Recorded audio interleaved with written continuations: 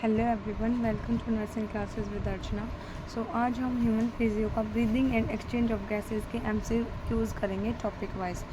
देखो first question क्या है, which of the following is the correct pathway of air in the conducting part of the human respiratory system. तो इसके अंदर आपको सबसे पहले जो आपका फ्लो चार्ट है पता होना चाहिए कि एयर कहाँ से कहाँ जाती है। तो देखो सबसे पहले का हो गया हमारे पास एक्सटर्नल नॉस्ट्रल्स। एक्सटर्नल नॉस्ट्रल्स के बाद क्या होगा, नेज़ल पैसेज होगा। नेज़ल पैसेज से बाद क्या होगा, फेरिंग्स। फेरिंग्स के बाद होगा लेरिंग्स। लेरिंग्स के बाद होता है ट्रैकिया। फिर ट्रैकिया के बाद होते हैं ब्रोंकाई। ब्रोंकाई भी हमारी कैसे होगी, प्राइमरी, सेकेंडरी और टर्शरी। ब्रोंकाई के बाद होते हैं हमारे पास ब्रोंक्यूल्स। एंड ब्रोंक्यूल्स के बाद हमारे पास होते हैं टर्मिनल ब्रोंक्यूल। टर्मिनल ब्रोंक्यूल के बाद होते हैं respiratory bronchioles and alveolar duct. And हमारे पास आता है लास्ट में एल्वुलाई। ठीक है, तो ये हमारे पास क्या रहती है, सीक्वेंस रहती है। तो इसमें बोला कि हमारे पास करेक्ट पाथवे बताना है। तो अब इसके अंदर दो चीज़ें हैं। सबसे पहले एक तो होता है हमारे पास कंडक्टिंग पार्ट और एक होता है हमारे पास रेस्पिरेटरी पार्ट। तो आपसे पूछा जाएगा कंडक्टिंग पार्ट कहाँ से कहाँ तक है और रेस्पिरेटरी पार्ट कहाँ तक है। तो कंडक्टिंग पार्ट जो हमारा होता है ना, वो एक्सटर्नल नॉस्ट्रल से लेकर हमारे टर्मिनल ब्रोंक्यूल तक क्या होता है, कंडक्टिंग पार्ट होता है। और जो हमारा रेस्पिरेटरी ब्रोंक्यूल है, रेस्पिरेटरी ब्रोंक्यूल से लेकर एल्वुलाई तक हमारा कैसा होता है, रेस्पिरेटरी जोन हमारे पास होता है। ठीक है, तो ये एक क्वेश्चन आपका अलग से बन सकता है। तो इसमें बोल रहा है कि कंडक्टिंग पार्ट आपने बताना है। तो वही जो आपकी करेक्ट सीक्वेंस आपने बतानी है, तो क्या रहेगी हमारे पास, नॉस्ट्रियल, फेरिंग्स, लेरिंग्स, ट्रेकिया, ब्रोंकाई, फिर हमारे पास आते हैं टर्मिनल ब्रोंक्यूल्स। ठीक है, क्वेश्चन है the function of the conducting part. देखो यहाँ पे कंडक्टिंग पार्ट है, तो कंडक्टिंग पार्ट का हमारे पास काम क्या होता है, वो हमारी एयर से फॉरेन पार्टिकल को रिमूव कर देता है। जो हमने एयर को इनहेल किया है उसको क्या करता है, ह्यूमिडिफाई करता है। और हमारे जो एयर है, मीन्स जो हम इनहेल कर रहे हैं, उसको बॉडी टेम्परेचर के इक्वल लेके आता है। ठीक है, तो आंसर क्या होगा इसका, नॉट इंक्लूड। ठीक है, नॉट इंक्लूड पूछा है। तो actual diffusion of oxygen CO2 means actual exchange जो है कंडक्टिंग पार्ट के नहीं अंदर नहीं होता। एक्सचेंज जो हमारे पास कहाँ होता है, हमारे पास रेस्पिरेटरी पार्ट के अंदर होता है। ठीक है, तो कंडक्टिंग पार्ट के यहाँ, ठीक है, तो कंडक्टिंग पार्ट के अंदर जो जो इंक्लूड नहीं है वो बताना था। तो आंसर हमारे पास क्या हो गया यहाँ पर, आंसर नंबर C। ठीक है, अब नेक्स्ट देखो question number 3, incomplete cartilaginous ring. जो हमारे पास क्या होती है, रिंग्स होती है इनकम्प्लीट, ठीक है, C शेप्ड की। तो वो हमारे पास किस किस स्ट्रक्चर को जो है ना कवर करती है, ये बोला support which of the following structure. ठीक है, तो आपको याद रखना है ये हमारी ट्रैकिया के अंदर होती है, हमारी ब्रोंकाई के अंदर होती है और हमारे जो है ब्रोंक्यूल्स के अंदर होती है। ब्रोंक्यूल भी कौन से, हमारे इनिशियल ब्रोंक्यूल्स। ठीक है, तो इसका आंसर क्या हो जाएगा फिर, trachea, primary and secondary and tertiary bronchi और हमारे इनिशियल ब्रोंक्यूल्स। तो आंसर इज B। ठीक है, अब नेक्स्ट क्वेश्चन आता है, the trachea is a straight tube. क्या होती है, एक स्ट्रेट ट्यूब होती है extended up to the mid thoracic cavity, जो मिड थोरेसिक कैविटी तक जाती है। और ये जो है ना आगे डिवाइड हो जाती है ना। तो पूछा कि कौन से लेवल पे जो है वो डिवाइड होती है। तो इसका आंसर होता है 5th थोरेसिक वर्टिब्रा। हमारी जो ट्रैकिया है ना, वो 5th थोरेसिक वर्टिब्रा पे क्या होती है, बाइफरकेट हो जाती है, डिवाइड हो जाती है इनटू 2 पार्ट्स। ठीक है, अब नेक्स्ट बोला epiglottis is made up of which tissue. जो हमारी एपिग्लॉटिस होती है ना, वो किस टिश्यू से बनी होती है। तो आपने डायरेक्ट याद रखना है, ये हमारी इलास्टिक कार्टिलेज से जो है बनी होती है। ठीक है, तो थिन इलास्टिक कार्टिलेजिनस फ्लैप होता है जो क्या करता है, हमारे फूड को जो है ना हमारी एयर मीन्स हमारी विंड पाइप के अंदर जो है ये नहीं आने देता। ठीक है, अब नेक्स्ट आता है क्वेश्चन नंबर 6, तो करेक्ट रेस्पिरेटरी ऑर्गन आपने टिक करना है। तो देखो अगर मैं रेस्पिरेटरी ऑर्गन बताऊं तो यहाँ पर सबसे पहले जो हमारा क्या होता है, स्किन या फिर क्यूटिकल से। ठीक है, तो हमारे करते हैं अर्थवॉर्म। अर्थवॉर्म का रेस्पिरेटरी ऑर्गन क्या है, मॉइस्ट स्किन या फिर क्यूटिकल। ठीक है, और जो हमारे ट्रैकियल ट्यूब है, ट्रैकियल ट्यूब के थ्रू हमारे इंसेक्ट करते हैं। तो इंसेक्ट का रेस्पिरेटरी ऑर्गन क्या है, हमारे ट्रैकियल ट्यूब। और जो हमारे गिल्स के साथ कौन कौन करता है, एक्वेटिक आर्थ्रोपोड और जो हमारे मोलस्का होते हैं। ठीक है, ऐसे ही जो हमारे लंग्स है, लंग्स से हमारे कौन कर रहे हैं, मैमल कर रहे हैं, बर्ड्स कर रहे हैं और रेप्टाइल कर रहे हैं। तो ये रेस्पिरेटरी ऑर्गन आपसे जो है ना पूछे जा सकते हैं। तो इसमें बोला कि करेक्ट रेस्पिरेटरी ऑर्गन के साथ जो है ना आपको मैच करना है। तो देखो अर्थवॉर्म अभी मैंने बताया मोस्ट क्यूटिकल के साथ करता है ये। ठीक है, इंसेक्ट जो है हमारे ट्रैकियल ट्यूब के साथ करता है, ये भी ठीक है। हमारी फिशेज जो है वो गिल्स के साथ करती है, तो यही हमारे आंसर होगा बी, सी और ए। तो बी, सी और ए किस में दे रखा हमारे आंसर नंबर बी के अंदर। अब क्वेश्चन नंबर 7 आता है कि the outer pleural membrane is in close contact with the thoracic lung. देखो आपको पता होगा कि जो हमारा लंग्स होता है ना, उसकी कवरिंग होती है जिसको हम क्या बोलते हैं, प्लूरल मेम्ब्रेन। क्या बोलते हैं, प्लूरल मेम्ब्रेन। तो प्लूरल मेम्ब्रेन भी दो तरीके की होती है, एक तो हमारे पास आउटर प्लूरल मेम्ब्रेन होती है जो बाहर की तरफ होगी। देखो जो हमारी ये क्या है, आउटर मेम्ब्रेन है प्लूरल, ये हमारे क्या है, आउटर है। और ये किसके कांटेक्ट में होगी, हमारी थोरेसिक कैविटी के कांटेक्ट में होगी। और जो हमारी इनर वाली लेयर होगी है ना, इनर वाली कौन सी होगी, विसरल प्लूरा या फिर इनर प्लूरा आप बोल सकते हो। तो ये किसके कांटेक्ट में हमारे पास होती है, हमारे लंग्स के सरफेस पे, है ना। तो यही यहाँ पे पूछा है कि आउटर मेम्ब्रेन जो है वो क्लोज कॉन्टैक्ट के अंदर होती है थोरेसिक लाइनिंग के, whereas pleural inner pleural membrane is in contact with the lung surface. ठीक है, तो यहाँ पे क्या आएगा हमारे पास, जो आउटर प्लूरल मेम्ब्रेन है वो थोरेसिक लाइनिंग के साथ कांटेक्ट में है, और जो हमारी इनर प्लूरल मेम्ब्रेन है वो हमारे लंग्स सरफेस के कांटेक्ट में है। तो देखो यही हमारे पास आंसर हो जाएगा ए, थोरेसिक लाइनिंग और लंग सरफेस। ठीक है, क्वेश्चन नंबर 8 बोला वो इस बॉक्स को हम क्या बोलते हैं, लेरिंक्स। ये तो पता होता है बच्चों को।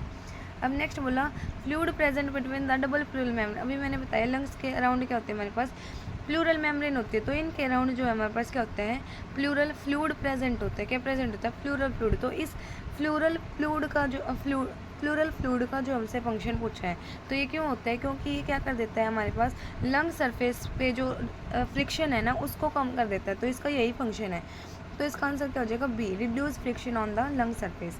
अब नेक्स्ट बोला क्वेश्चन नंबर 10 स्किन रेस्पिरेशन। अभी मैंने बताया मोइस्ट स्किन या फिर हमारे पास क्या है, क्यूटेनियस जो क्यूटिकल है ना, उससे कौन कौन करता है हमारे पास, अर्थवॉर्म, और हमारे पास कौन करते हैं, हमारे एम्फीबियन। एम्फीबियन में हमारे पास क्या आता है, जो हमारे फ्रॉग है ना। तो यही पूछा कि रेप्टाइल्स तो हमारे किससे करते हैं, लंग्स से, एव्स भी हमारे लंग्स से करते हैं। तो एम्फीबियन हमारे पास किससे करता है, हमारे क्यूटेनियस या फिर स्किन रेस्पिरेशन से। ठीक है, अब network of tube that transport atmospheric air directly deep within the body of cockroach. तो कॉकरोच क्या है, इंसेक्ट है। अभी मैंने बताया इंसेक्ट का रेस्पिरेटरी ऑर्गन क्या है हमारे पास, ट्रैकियल सिस्टम। तो answer is B. What form the lower boundary of the thoracic cavity. तो देखो जो हमारी थोरेसिक कैविटी है उसकी, देखो हमारे पास क्या है, थोरेसिक कैविटी, तो उसकी लोअर बाउंड्री पे हमसे पूछा है क्या है, तो लोअर बाउंड्री पे हमारे पास क्या होता है, डाइफ्राम। मान लो ये हमारे पास क्या है, थोरेसिक कैविटी है, तो उसके नीचे क्या होता है हमारे पास, डाइफ्राम होता है। ठीक है, अगर हम डोर्सली बात करें, मीन्स हम थोरेसिक कैविटी के पीछे की बात करें, तो पीछे क्या होता है हमारे पास, वर्टिब्रा। अगर वेंट्रली बात करें तो होता है स्टर्नम। ठीक है, और लेटरली बात करें तो क्या होता है, रिब्स। देखो ये याद करना है आपको क्या क्या होता है, थोरेसिक कैविटी जो लोअर बाउंड्री होती है उस पर होता है डाइफ्राम। ठीक है, अगर हम पीछे बात करें, डोर्सली बात करें तो होती है वर्टिब्रा।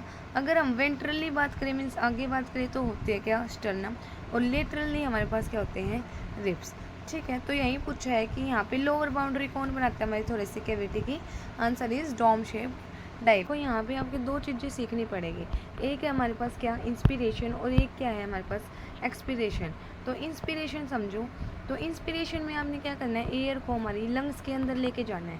ठीक है, तो लंग्स के अंदर एयर ले जाने के लिए आपको क्या करना पड़ेगा, हमारा जो एटमॉस्फेयर है ना, तो एटमॉस्फेयर के अंदर एयर का प्रेशर क्या होगा, ज़्यादा होगा, और जो हमारे लंग्स है, लंग्स के अंदर एयर का प्रेशर क्या होगा, कम होगा। ठीक है, तो हमारी जो एयर है वो कहाँ से कहाँ मूव करती है, हमेशा high pressure to low pressure. तो एटमॉस्फेरिक प्रेशर से कहाँ आएगी, हमारे लंग्स के अंदर, क्योंकि एटमॉस्फेरिक के अंदर जो है हमारे पास प्रेशर ज़्यादा होना चाहिए। और अगर हम इंट्रापल्मोनरी बात करें, मीन्स लंग्स के अंदर बात करें, तो हमारे पास क्या होना चाहिए, प्रेशर कम होना चाहिए। तभी जो है एटमॉस्फेयर से कहाँ आएगा, हमारे लंग्स के अंदर क्या आएगा, एयर आएगी। ठीक है, तो यहीं पे यही पूछा है कि inspiration can occur if the intrapulmonary pressure is, कब होगा इंस्पिरेशन, जब इंट्रापल्मोनरी मीन्स लंग्स के अंदर प्रेशर क्या होगा, कम होगा एज कम्पेयर टू एटमॉस्फेयर। तो यहाँ पे क्या हो जाएगा, answer is B, less than the atmospheric pressure. अब देखो contraction of the diaphragm increase the volume of thoracic chamber. तो देखो यहाँ पे हमारे पास क्या है, इंस्पिरेशन है। इंस्पिरेशन में आप क्या कर रहे हो, एयर को जो है अंदर ले रहे हो लंग्स के अंदर, है ना। तो यहाँ पे क्या होगी, लंग्स के अंदर एयर बढ़ेगी तो वॉल्यूम क्या होगा, बढ़ेगा, है ना। वॉल्यूम बढ़ेगी तो प्रेशर क्या होता है हमारे पास, कम हो जाएगा, क्योंकि वॉल्यूम और प्रेशर जो है इनवर्सली प्रोपोर्शनल होते हैं। तो वॉल्यूम बढ़ेगी तो हमारे लंग्स के अंदर जो है क्या होगा, प्रेशर कम हो जाएगा, ठीक है। और वॉल्यूम बढ़ने से क्या होता है, जो हमारी डायफ्राम है ना, हमारा डायफ्राम कैसा होता है, डोम शेप होता है, लेकिन जैसे ही एयर आएगी अंदर, तो एयर अंदर आने की वजह से क्या होगा, ये डायफ्राम हमारे पास क्या हो जाएगा, बिल्कुल फ्लैट हो जाएगा, ठीक है। तो इसके अंदर डायफ्राम जो है हमारे पास क्या होता है, फ्लैट होता है, ठीक है। और मीन्स डायफ्राम क्या हो गया, यहाँ पे कॉन्ट्रैक्ट हो गया।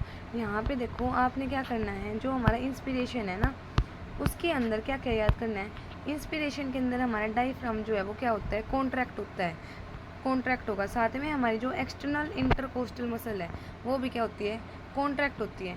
इससे क्या होगा, हमारी जो एयर है वो अंदर आएगी, एयर आएगी तो वॉल्यूम जो है बढ़ेगा, वॉल्यूम बढ़ेगा तो क्या होगा, प्रेशर जो है कम हो जाएगा, ठीक है। तो प्रेशर कम हो जाएगा तो एयर जो है हमारी अंदर एंटर कर जाएगी, ठीक है। अब देखो यहाँ पर दो चीज़ें हो जाती हैं कि यहाँ पर जो है हमारी किस एक्सिस के अंदर वॉल्यूम बढ़ रही है, ठीक है। तो अगर डायफ्राम कॉन्ट्रैक्ट होता है, डायफ्राम कॉन्ट्रैक्ट होने की वजह से हमारे पास एंटीरियो पोस्टीरियो एक्सिस के अंदर हमारे पास क्या होती है, वॉल्यूम इंक्रीज होती है, ठीक है। अगर हमारे पास एक्सटर्नल इंटरकोस्टल मसल क्या करती है, कॉन्ट्रैक्ट करती है, तो हमारी डोर्सो वेंट्रल एक्सिस के अंदर जो है क्या बढ़ती है, वॉल्यूम इंक्रीज होती है, ठीक है। तो ये contraction of diaphragm increase the volume of thoracic chamber. अभी मैंने बताया डायफ्राम जब भी कॉन्ट्रैक्ट होगा तो हमारी एंटीरियर पोस्टीरियर एक्सिस के अंदर क्या बढ़ेगी, वॉल्यूम बढ़ेगी। अगर हमारी एक्सटर्नल इंटरकोस्टल मसल कॉन्ट्रैक्ट करेगी तो हमारी डोर्सो वेंट्रल एक्सिस में क्या होगी, वॉल्यूम बढ़ेगी। तो यहाँ पे राइट आंसर क्या है हमारे पास, आंसर नंबर बी। अब ऐसे ही यहाँ पे पूछ लिया कि जो हमारी इंटरकोस्टल मसल, अभी मैंने बताया एक्सटर्नल इंटरकोस्टल मसल जब भी कॉन्ट्रैक्ट करती है तो हमारी डोर्सो वेंट्रल एक्सिस के अंदर क्या बढ़ती है, वॉल्यूम बढ़ती है। अब क्वेश्चन नंबर 16 आता है, ड्यूरिंग फोर्सफुल एक्सपीरेशन विच एडिशनल मसल। देखो यहाँ पे हमारी जो है ना, फोर्सफुल एक्सपीरेशन करने के लिए हमें कुछ एडिशनल मसल्स की नीड होती है। तो हम कौन सी एडिशनल मसल यहाँ पर यूज़ करते हैं, हमारी एब्डोमिनल मसल हम यहाँ पर यूज़ करते हैं, और हमारी जो इंटरनल इंटरकोस्टल मसल है, ठीक है, उनको हम यहाँ पर यूज़ करते हैं। तो यहाँ पे याद रखना है कि एडिशनल मसल हमारी कौन सी होगी, हमारी एब्डोमिनल की मसल होगी और इंटरनल इंटरकोस्टल मसल्स होंगी, ठीक है। अब question number 17, on an average a healthy human breath how many times per minute. तो ब्रीदिंग रेट नॉर्मल कितना होता है, 12 to 16 साइकिल पर मिनट, ठीक है। तो देखो इससे पहले आपको क्या समझना पड़ेगा कि हमारे कितने तरीके की वॉल्यूम जो है वो प्रेजेंट होती है। तो सबसे पहले हमारे पास होते हैं tidal volume, second is inspiratory reserved volume, next is expiratory reserved value, और नेक्स्ट इज वॉल्यूम RV क्या होता है, रिजर्व्ड वॉल्यूम, ठीक है, रेजिड्यू वॉल्यूम। तो हमारे पास 4 वॉल्यूम होती है। NCERT की एग्जैक्ट आपको लाइन याद करनी है इनके लिए, क्योंकि एग्जैक्ट हमसे लाइन के अकॉर्डिंग भी जो है हमसे पूछा जाता है। तो इसकी वॉल्यूम हमें याद करनी है। टाइडल वॉल्यूम होती है 500 ml, ठीक है। ऐसे ही अगर हम IRV की बात करें तो ये होती है 2500 से लेकर 3000, ठीक है। ऐसे ही ERV हमारे पास होती है 1000 से लेकर 1100, और RV हमारे पास होती है 1200, ठीक है। तो ये हमारे पास क्या होती है, वॉल्यूम का करेक्ट वॉल्यूम जो हमारे पास होती है। तो यहाँ पे हमने करेक्ट करना है। तो हमारे पास टाइडल वॉल्यूम क्या है, 500 होती है, और मैंने बताया रेजिड्यू वॉल्यूम क्या होती है, हमारे पास 1200 होती है, और इंस्पायरेटरी रिजर्व्ड वॉल्यूम हमारे पास कितनी होती है, 2500 से 3000 ml है ना। तो इसका आंसर हमें बताना है करेक्ट। तो यहाँ पर आंसर करेक्ट क्या है हमारे पास, आंसर नंबर ए, क्योंकि इसका भी यही है, इसका भी यही है, और इसका भी यही, क्योंकि ये तीनों ही जो है हमें बिल्कुल करेक्ट दे रखी हैं, ठीक है। तो आंसर इज ए।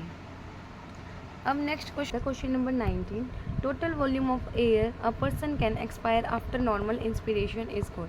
मीन्स एक पर्सन जो है कितनी अमाउंट ऑफ एयर जो है वो क्या कर सकता है, एक्सपायर कर सकता है नॉर्मल इंस्पिरेशन के बाद। तो इसको हम क्या बोलते हैं, हमारे पास एक्सपायरेटरी कैपेसिटी, ठीक है। तो इसको समझने के लिए आपने कुछ कैपेसिटी करनी पड़ेगी। इंस्पायरेटरी कैपेसिटी क्या होती है हमारे पास, टाइडल वॉल्यूम प्लस में inspiratory reserved volume.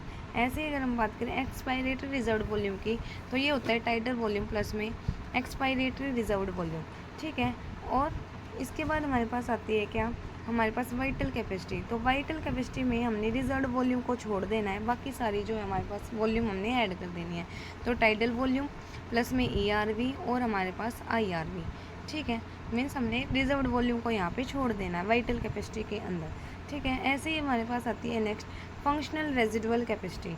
Functional residual capacity. तो इसके अंदर हमारे पास होते हैं ERV प्लस में RV, ठीक है। एक होता है TLC। तो टोटल के अंदर आपने जो है सारी ऐड कर देनी है, ठीक है। तो यहाँ पे अब यही है इसका आंसर, एक्सपायरेटरी। नेक्स्ट क्वेश्चन आता है वाइटल कैपेसिटी इंक्लूड। अभी मैंने बताया रेजिडुअल वॉल्यूम को छोड़ के सारी वॉल्यूम्स को जो है आपने ऐड करना है। तो टाइडल वॉल्यूम ERV प्लस में IRV, तो आंसर इज B, ठीक है।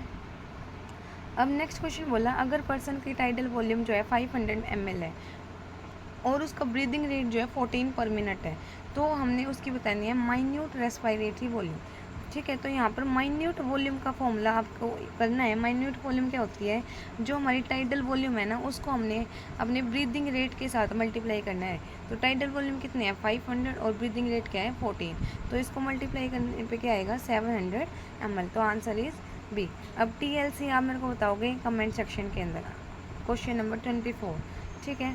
ऐसे ही अब आपने एक्सपायरेटरी रिजर्व्ड वॉल्यूम की जो टिपिकल रेंज है अभी मैंने बताई थी 1000 से 1100, टाइडल वॉल्यूम की बताई थी 500, IRV की होती है 2500 से 3000, ERV की होती है 1000 से 1100 और रेजिडुअल वॉल्यूम की होती है 1200, ठीक है।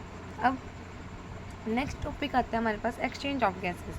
तो प्राइमरी साइट हमें पता है एक्चुअल गैस एक्सचेंज हमारे पास कहाँ होता है, हमारे एल्वलाई के अंदर। कहाँ क्वेश्चन आता है हमारे पास partial pressure of oxygen in atmosphere and alveolar air. तो आपने जो पार्शियल प्रेशर ना टू द पॉइंट याद करने पड़ेंगे। अगर हम पार्शियल प्रेशर देखें ऑक्सीजन का, अगर हम देखें CO2 का, ठीक है। तो कहाँ कहाँ पे याद करना है, एटमॉस्फेयर के अंदर कितना होता है, एल्वलाई के अंदर कितना होता है, फिर हमारे ब्लड के अंदर कितना होता है और टिश्यू के अंदर होता है, ठीक है। तो PO2 हमारे पास एटमॉस्फेयर के अंदर होता है 159, जैसे एल्वलाई के अंदर आओगे 104 हो जाता है, ब्लड के अंदर आते आते 95 और टिश्यू में जो है 40 रह जाता है। तो 159, 104, 95 एंड 40। ऐसे अगर PCO2 की बात करें तो एटमॉस्फेयर के अंदर होता है 0.03। ऐसे ही अगर एल्वलाई के अंदर आओगे तो 40, ब्लड के अंदर भी क्या होती है 40 एंड नेक्स्ट हमारे पास टिश्यू के अंदर क्या होती है 45। तो ये हमारे पास क्या होता है, इसके पार्शियल प्रेशर्स की वैल्यू होती है, ठीक है। तो इस क्वेश्चन के अंदर हमसे क्या पूछा है, partial pressure of PO2 in atmosphere and alveoli. तो एटमॉस्फेयर के अंदर अभी मैंने बताया 159 होता है और एल्वुलर के अंदर कितना होता है हमारे पास 40 होता है, ठीक है। CO2 का पार्शियल प्रेशर हाईएस्ट कहाँ होता है, हमारे डीऑक्सीजनेटेड ब्लड के अंदर, ये हम पहले से ही पढ़ते हैं। अब PO2 और PCO2 की वैल्यू हमने बतानी है ऑक्सीजनेटेड ब्लड के अंदर। अभी मैंने बताया ब्लड के अंदर क्या क्या वैल्यूज़ होती है, तो इसका आंसर आप मुझे कमेंट सेक्शन के अंदर बताओगे, ठीक है। खुद से याद करके फिर ट्राई करके देखना, आंसर मत देखना यहाँ से, ठीक है। अब हमसे पूछा कि डिफ्यूजन मेम्ब्रेन जो है वो हमारी कितनी लेयर्स की बनी होती है। तो देखो डिफ्यूजन मेम्ब्रेन आपको पता होगा, सबसे पहले हमारे पास क्या होती है एल्वुलाई, फिर यहाँ पे हमारे पास क्या होती है ब्लड कैपिलरीज होती है। तो जो एल्वुलाई है, एल्वुलाई की क्या कौन से एपिथेलियम होते हैं, squamous epithelium of alveoli. Blood vessel जो है हमारे पास इसकी क्या होती है एंडोथेलियम होती है और बीच में क्या होती है बेसमेंट मेम्ब्रेन होती है। तो 3 लेयर से बनी होती है हमारी, ठीक है। तो आंसर इज B। अब जो इसकी ना टोटल थिकनेस के ऊपर पूछा जाता है कि इसकी थिकनेस जो है वो टोटल कितनी होनी चाहिए। तो इसका आंसर होता है मिलीमीटर से कम जो है, मीन्स 1 मिलीमीटर से जो है ये हमारे पास क्या होनी चाहिए, कम होनी चाहिए। तो answer is much less than a millimetre. अब यहाँ पे हमारे पास आता है सोलिबिलिटी का क्वेश्चन। तो सोलिबिलिटी आपने याद करनी है कि सबसे ज़्यादा सोलिबिलिटी होती है हमारे पास कार्बन मोनोऑक्साइड की, देन हमारे पास होती है CO2 की, और सबसे कम सोलिबिलिटी हमारे पास होती है ऑक्सीजन की, ठीक है। और CO2 की सोलिबिलिटी जो है ना 20 से 25 टाइम ज़्यादा होती है ऑक्सीजन से। तो ये हमारे पास सीक्वेंस रहेगी CO2 एंड ऑक्सीजन। तो यहाँ पे वही पूछा कि CO2 की कितनी ज़्यादा टाइम होती है। तो आंसर इज अभी मैंने बताया 20 to 25 टाइम जो है ऑक्सीजन से ज़्यादा होती है, ठीक है। अब नेक्स्ट क्वेश्चन आता है क्वेश्चन नंबर 33। PO2 इन एल्वुलाई मीन्स जो हमारी एल्वुलाई है, ठीक है। एल्वुलाई के अंदर हमारे पास 104 है PO2 और जो हमारी वीनस कैपिलरीज है वहाँ पर जो है 40 mm है। तो बताया ना ऑक्सीजन कहाँ से कहाँ मूव करेगी। तो आपको साफ ही दिख रहा है कि यहाँ पे पार्शियल प्रेशर ज़्यादा है, यहाँ पे कम है। तो यहाँ से यहाँ की तरफ हमारे पास क्या आएगी, ऑक्सीजन आएगी। तो मीन्स एल्वुलाई से कहाँ आ रही है हमारे पास ब्लड के अंदर। तो answer number is B, from alveoli into the blood. फिर नेक्स्ट क्वेश्चन होता है which epithelium lie in the inner wall of human alveoli. तो ह्यूमन एल्वुलाई की जो वॉल है वो किसकी बनी होती है, सिंपल स्क्वेमस एपिथेलियम, अभी हमने करा था। तो क्या है इसका हमारे पास आंसर नंबर इज B। और फिर नेक्स्ट पूछा है कि पार्शियल प्रेशर की यूनिट क्या होती है, तो इसकी यूनिट होती है mm ऑफ एच जी। तब से हम वही कर रहे हैं कि 159 mm of H G, 104 mm of H G, तो यूनिट क्या हो जाएगी यहाँ पे, आंसर इज बी। टॉपिक हमारे पास आता है ट्रांसपोर्ट ऑफ गैसेस। तो यहाँ पर जो आपने ऑक्सीजन का ट्रांसपोर्ट और हमारे पास CO2 का ट्रांसपोर्ट, दोनों का जो ट्रांसपोर्ट आपने करना है, तो ऑक्सीजन का अगर हम ट्रांसपोर्ट करें तो ये जो है हमारे ब्लड या फिर RBC के थ्रू जो है ट्रांसपोर्ट होता है कितना परसेंट, 97% हमारे ब्लड के थ्रू, ठीक है। और प्लाज्मा के थ्रू कितना होता है हमारे पास, ये 3%, ठीक है। कितना होता है, 3%। तो ऑक्सीजन का RBC के थ्रू होता है 97% और हमारे पास प्लाज्मा के थ्रू होता है 3%, ठीक है। तो यही है, तो यहाँ पे पूछे कि percentage of oxygen in dissolve state through blood plasma, तो प्लाज्मा के थ्रू अभी मैंने बताया कितना परसेंट होता है, 3%, ठीक है। अब नेक्स्ट बोला ईच हीमोग्लोबिन, हमारे पास जो हीमोग्लोबिन मॉलिक्यूल है ना, वो अपने ऊपर 4 ऑक्सीजन के मॉलिक्यूल जो है वो कैरी कर सकते हैं। तो बोले how many molecule of oxygen, ठीक है। तो आंसर क्या हो जाएगा यहाँ पे, 4। अब नेक्स्ट आता है oxygen haemoglobin dissociation curve show characteristic shape. जो हमारा ऑक्सीजन हीमोग्लोबिन डिसोसिएशन कर्व है ना, तो उसकी शेप हमारे पास कैसी होती है, सिग्मोइड शेप, या फिर हमारे पास एस शेप जो हम इसको बोल सकते हैं। नेक्स्ट क्वेश्चन आता है आपका डिसोसिएशन और एसोसिएशन के ऊपर। तो देखो जो हमारा कर्व होता है ना, तो उसके अंदर जो हमारा राइट साइड होता है और हमारी क्या होती है, लेफ़्ट साइड होती है। तो राइट साइड के अंदर हमारे पास क्या होता है, एसोसिएशन होता है, और लेफ़्ट साइड क्या होता है, डिसोसिएशन होता है। तो आपने यहाँ पे फैक्टर्स याद करने कि किस टाइम पे क्या होता है।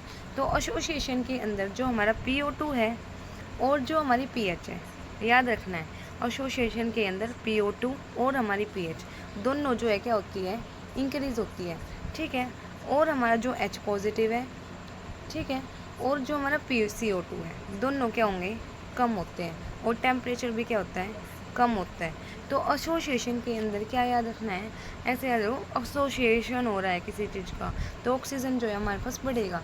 ऑक्सीजन जहाँ पे बढ़ रहा है तो वहाँ पे पीएच भी जो है वो बढ़ेगी, ऑक्सीजन बढ़ेगा, पीएच बढ़ेगी, ठीक है। PCO2 H पॉजिटिव आयंस जो है वो क्या हो जाएंगे, कम हो जाएंगे। ऐसे डिसोसिएशन में उल्टा कर दो, PO2 जो है हमारे पास कम हो रहा है तो पीएच भी क्या होगी, कम होगी, साथ में PCO2 और हमारा H पॉजिटिव जो है वो क्या बढ़ेगा, बढ़ेगा दोनों, और टेम्परेचर भी जो है हाई हो जाएगा, ठीक है। तो अब मैंने आपको जो है सारी सिचुएशन आपको बता दी, ठीक है। तो आप क्वेश्चन नंबर 39 खुद करके जो है कमेंट बॉक्स के अंदर बताओगे, ठीक है। और चैनल को लाइक, शेयर एंड सब्सक्राइब कर लेना। अब नेक्स्ट आता है in the alveoli binding of oxygen to haemoglobin.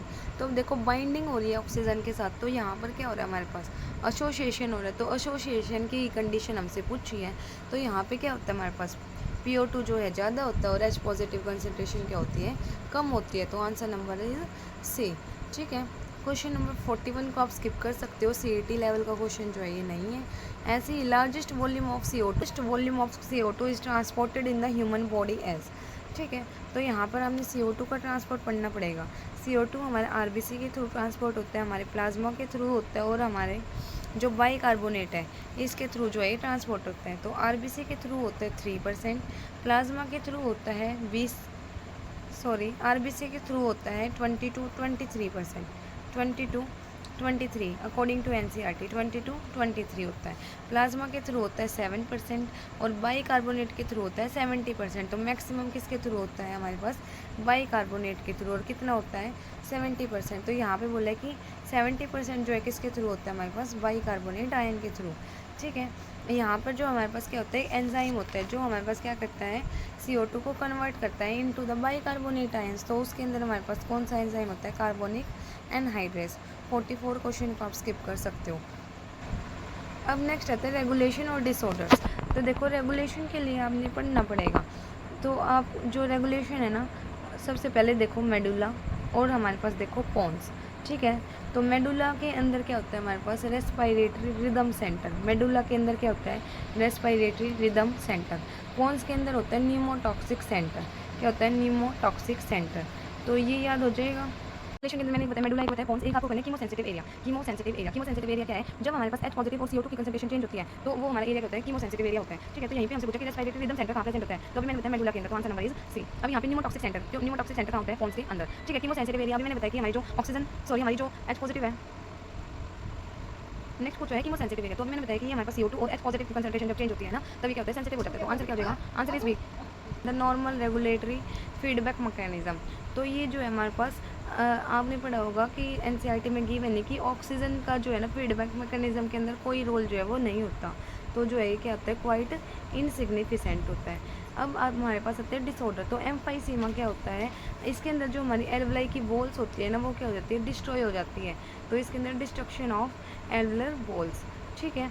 और फिर है हमारे पास सिलिकोसिस और एस्बेस्टोसिस, ठीक है। तो ये हमारे पास दोनों क्या है, ऑक्यूपेशनल रेस्पिरेटरी डिजीज़ में, जहाँ पे कोई भी इंडिविजुअल काम कर रहा है ना, उसकी वजह से जो बीमारी हो रही है, मीन्स वो सिलिका को इनहेल कर रहा है ना, तो उसकी वजह से जो बीमारी हो रही है, तो ये क्या है, ऑक्यूपेशनल रेस्पिरेटरी डिसऑर्डर। तो ये था हमारा रेस्पिरेटरी या फिर breathing and exchange of gases full MCQ session. और इसके अंदर इससे बाहर कुछ नहीं आएगा, सारे टॉपिक्स आपकी थ्योरी जो है वो कवर हो गई, ठीक है। अगर वीडियो हेल्पफुल लगे तो please do like share and subscribe my channel. Thank you so much.